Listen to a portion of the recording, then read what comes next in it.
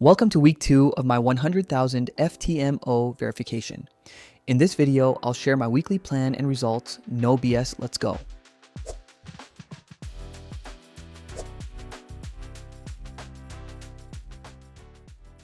Gold is trending up on both the daily and H4. Bullish momentum still looks strong with shallow pullbacks, so price might keep pushing higher this week. On H4, price is respecting a trend line and trending up structurally. I'll mainly watch for continuation buys since the trend is so strong that price rarely retests the break. GU is trending up on both the daily and H4. Price just bounced off daily support and may be heading toward resistance.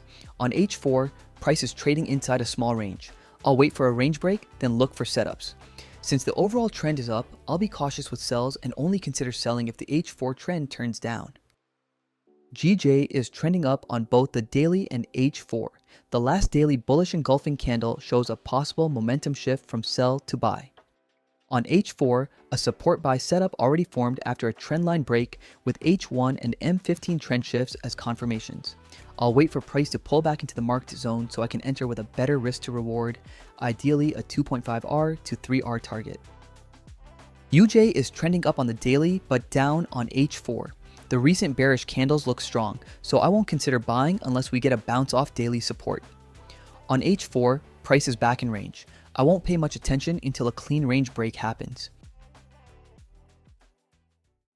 Gold rallied hard and made a new H4 high. Unfortunately, there weren't any retracements until late in the week, so no trades. GU broke both the daily and H4 uptrends as well as a key support.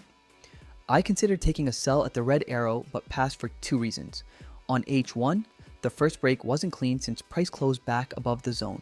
The second break and rejection looked good, but the profit room was limited, so I stayed out. Yen pairs went wild this week. GJ rallied hard right at market open, invalidating all my pre-week plans. It later formed a break and retest setup after the new H4 high, but for some reason I didn't look at it. Either way, that strong bull move reinforced the overall uptrend. UJ did pretty much the same. It rallied aggressively until late week. Now that UJ has broken the range with such strong bullish momentum, I'll start looking for buys next week. Half of my plans were invalidated early in the week, but that's fine. Anything can happen at any moment, so it's important to assume nothing and flow with the market. Thanks for watching, trade safe, and see you next time.